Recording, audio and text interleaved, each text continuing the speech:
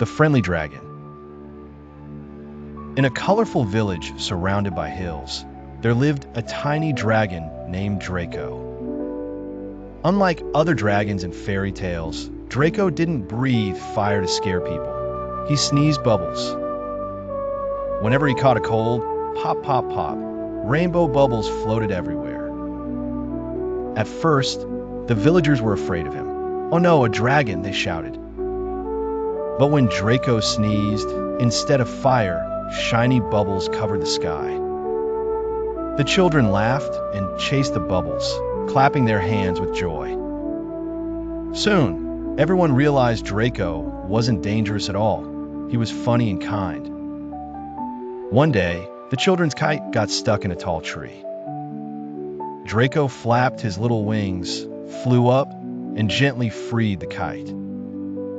The children cheered, "Hooray for Draco, our bubble dragon!" From then on, Draco became the star of the village. Whenever there was a festival, he sneezed rainbow bubbles to make everyone laugh.